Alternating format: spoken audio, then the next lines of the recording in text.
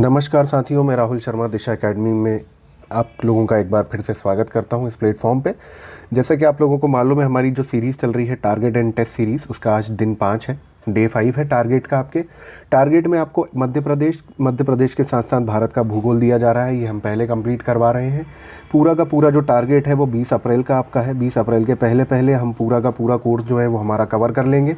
Target में हम लोग जो कर रहे हैं वो आप लोगों को बता देते हैं। हमारे यहाँ पूरा पूरा प्रयास है कि जनवरी प्लस फरवरी तक आप लोगों का पेपर 1 और पेपर 2 आप लोगों का मेंस के प्रोस्पेक्टिव से ये दो चीज़ें कंप्लीट हो जाए, ताकि आप लोगों को जब आपका फरवरी और मतलब मार्च और अप्रैल जब आपका आपके हाथ में रहेगा, तो 60 दिन जो होते हैं, ये 60 दिन बहुत ज़्यादा होते हैं आपकी प्री की तैयारी के लिए।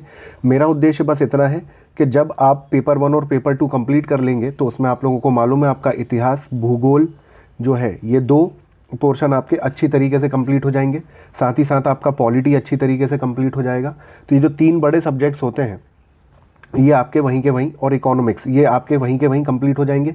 आप लोगों को अच्छी तरीके से मालूम है कि ये सब्जेक्ट्स कितना ज़्यादा महत्व रखते हैं। उसके बाद जो बचेगा आपका ईजीली आपका जो है, उसके बाद आपका यूनिट 7, यूनिट 9 और 7, 8, 9 और 10 जो है, 10 यूनिट का काफ़ी सारा आप लोगों ने पॉलिटी में ऑलरेडी पढ़ लिया होगा, इसलिए आपको ज़्यादा दिक्कत आएगी नहीं। तो उस हिसाब से, अगर इस रणनीति के हिसाब से अगर हम काम करते हैं, तो हमारा जो सिलेक्शन है वो पूरा पूरा पक्का होता है। क्योंकि मैं प्री के लिए कुछ एडवाइस नहीं करता हूँ, मतलब मेरे हिसाब से प्री एग्ज़ाम नहीं होता है, एक छटनी की प्रक्रिया होती है। एग्ज़ाम जो होता है वो हमेशा आपका मेंस ही होता है। मेंस के बाद जब आप सिलेक्शन लेते हैं, तभी आपकी इंटरव्यू में क्वालिफाई होने के चांसेस ज़्यादा होते हैं। प्री कुछ नहीं होता, एक संपूर्ण तैयारी होती है जो कि मुख्य परीक्षा के आधार पर करी जाती है। अब मैं आप लोगों को डे 5 के बारे में बता देता हूँ कि डे 5 में आप लोगों को क्या क्या पढ़ना है। तो डे 5 आपका देखिए, बीच में आप मेरी ये जो डे 5 की वीडियो है, ये मुझे कायदे में शुक्रवार के दिन, मतलब फ्राइडे के दिन ही बता देनी चाहिए थी। जो लोग मुझसे पहले से जुड़े हुए हैं, उनको मेरी आवाज़ से ही समझ में आ रहा होगा कि मेरा जो स्वास्थ्य है अभी ठीक नहीं है, इस वजह से वीडियो नहीं आ पाई है। इसका जो टेस्ट है आपका मंडे को होने वाला है। तो मंडे को जो टेस्ट होगा, उसकी डिटेलिंग्स आप लोगों के सामने ये है कि पहला मध्य प्रदेश की कृषि एवं पशुपालन पढ़ेंगे। कृषि एवं पशुपालन इसलिए पढ़ेंगे क्योंकि देखिए, कृषि और पशुपालन जो आपका सब्जेक्ट है, आपका जो टॉपिक है, इसमें से 2018 में एक क्वेश्चन पूछा गया, 2016 में पूछा, 2014 में पूछा, 2012 में पूछा है। तो ये जो क्वेश्चन हैं, ये हर 2 साल के गैप के पीरियड से आ रहे हैं। तो हम पूरी संभावनाएँ मान सकते हैं कि आपके 21 और 22 के लिए ये क्वेश्चन पूछा जा सकता है। इस वाले में नहीं पूछेगा तो 22 में पक्का पूछेगा ही पूछेगा। तो हमें उस हिसाब से तैयारी करके हमारी चलनी है। नेक्स्ट जो हमारा टारगेट है, हमारा टारगेट भारत का भूगोल की अगर मैं बात करूं, तो भारत की प्राकृतिक वनस्पतियां, इसमें आप देखेंगे तो 16 में एक क्वेश्चन पूछा है, 18 में एक क्वेश्चन पूछा है, 19 में एक क्वेश्चन पूछा हुआ है। मैं 2020 का इसलिए आप लोगों को नहीं बता रहा हूँ क्योंकि 2020 का मेरा शुरू से ही मैंने बोला कि ये चीज़ आपको फाइंड आउट करनी है, क्योंकि स्पून फीडिंग मैं बिल्कुल भी नहीं करूँगा। यहाँ पर आप लोगों को सारी चीज़ें मैं बताऊँगा, लेकिन कुछ चीज़ें ऐसी रहेंगी जो आपको भी ढूंढनी रहेंगी। तो 16, 18 और 19, और यहाँ पर भी हर 2 साल में क्वेश्चन आ रहा है। तो जैसे हमारी 3 श्रेणियाँ हैं, इंपॉर्टेंट, वेरी इंपॉर्टेंट और मोस्ट इंपॉर्टेंट, तो इसको मैं वेरी इंपॉर्टेंट वाले पार्ट में डालता हूँ क्योंकि यहाँ से प्रश्न आने की संभावनाएं हैं। बात करूँगा मैं कि यहाँ आपको पढ़ना पे क्या क्या है कृषि एवं पशुपालन में। तो कृषि तो समझ में आ ही रहा है आपको, और पशुपालन भी समझ में आ रहा है। तो आपको राज्य की प्रमुख फसलें, यहाँ पर प्रमुख फसलें, कृषि से क्या आ जाता है सामने, कृषि से आ जाता है आपकी फसलें क्या कौन कौन सी होती हैं राज्य में प्रमुख, है ना। प्रमुख फसलें सारी नहीं पढ़ना, जो मेन फसलें हैं उनके बारे में पढ़ना है। और पशुपालन को पढ़ना है यहाँ पर, है ना, पशुपालन को पढ़ना है। अभी जैसे करंट अफेयर से भी इसको आप रिलेट कर सकते हैं कि इनके जैसे हमारा आधार कार्ड बना हुआ ना, वैसे ही इन जानवरों को एक चिप लगाई गई है उनकी काउंटिंग के लिए मध्य प्रदेश में, है ना। तो ये सारी बातें आप वहाँ से चेक कर सकते हैं इस टॉपिक के अंदर से।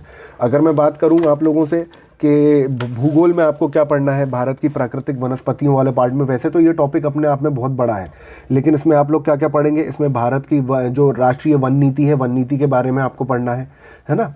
भारत की अभी वन स्थिति रिपोर्ट आई है 2019, उसके बारे में पढ़ना है आप लोगों को, ठीक है। इसमें फिर मध्य प्रदेश की वनस्पतियों के बारे में तो आप यहाँ से कृषि वाले पार्ट में पढ़ेंगे ही पढ़ेंगे, तो वो भी इसी के अंदर ही आ जाता है, ये आपके भारत के प्राकृतिक वनस्पतियों के अंतर्गत, क्योंकि एमपी भारत का ही तो पार्ट है ना आपके। तो यहाँ पर आप मध्य प्रदेश की वनस्पतियों के बारे में पढ़ेंगे।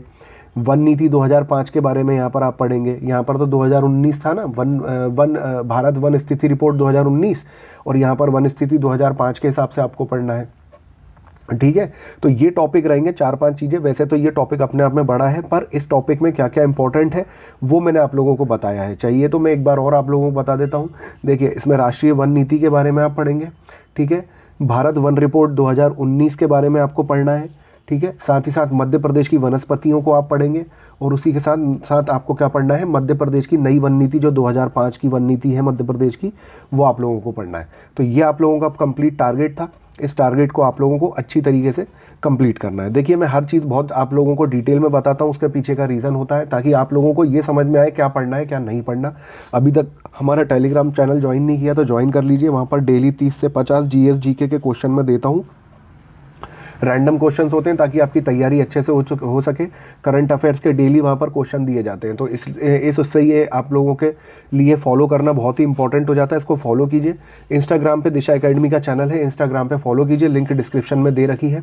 क्योंकि मैं आप लोगों से हर बार वीडियो के माध्यम से कनेक्ट होने में असमर्थ होता हूं दोस्तों, क्योंकि मुझे मेरा खुद का भी मेंस की तैयारी करनी है और यूपीएससी का भी मैं पढ़ रहा हूं। तो आप लोग आपकी लाइफ से रिलेटेड या एग्जाम से रिलेटेड जो भी आपके डाउट है, आप लोग मुझे इंस्टाग्राम पे मैसेज कर सकते हैं, मैं वहाँ पर आपसे डायरेक्ट जुड़ जाता हूँ। इस वीडियो का मैं, अगर आपको लगता है कि वीडियो को मैंने बहुत अच्छी तरीके से समझा के आप लोगों को बताया है, तो भाई इस वीडियो का टारगेट 20 लाइक का है। हमारे जो व्यूज़ हैं, हमारे व्यूज़ आराम से 80 से 100 व्यूज़ जा रहे हैं, लेकिन दोस्तों दिक्कत ये हो रही है कि लाइक हम 20 भी नहीं कर पा रहे हैं। तो अगर ऐसा है तो ये एक बहुत ही ज़्यादा बुरी बात है। तो प्लीज़ 20 लाइक का टारगेट है, 20 लाइक का टारगेट आप लोगों का रोज़ का रहता है। आप प्लीज़ 20 लाइक पूरे कर दिया कीजिए। आप लोगों में से अभी बहुत सारे लोग हैं जिन्होंने वीडियो देख ली है पर लाइक नहीं किया है, तो लाइक के बटन को ज़रूर प्रेस कीजिए। सब्सक्राइब कर दीजिए अगर नए हैं तो। सब्सक्राइब करने के बाद बेल नोटिफिकेशन प्रेस करने के बाद ऑल एक ऑप्शन आएगा, ऑल पे प्रेस कर दीजिएगा। और मेरा स्टडी व्लॉग का एक चैनल है अलग, उसको भी आप फॉलो ज़रूर कीजिएगा, क्योंकि वहाँ पर मैं कितने घंटे पढ़ता हूँ और किस हिसाब से चीज़ों को मैं तैयार कर रहा हूँ। यहाँ तो मैं आप लोगों को टारगेट दे रहा हूँ, लेकिन उन टारगेट्स को मैं खुद किस तरीके से तैयार करता हूँ वो सारी चीज़ें वहाँ पर मेरे स्टडी व्लॉग चैनल में मैं बताता हूँ। तो प्लीज़ उसको सब्सक्राइब करना बिल्कुल भी मत भूलिएगा दोस्तों। इसी वैल्यूएबल इन्फॉर्मेशन के साथ मैं राहुल शर्मा आप लोगों से विदा लेता हूँ। जय हिंद, जय भारत।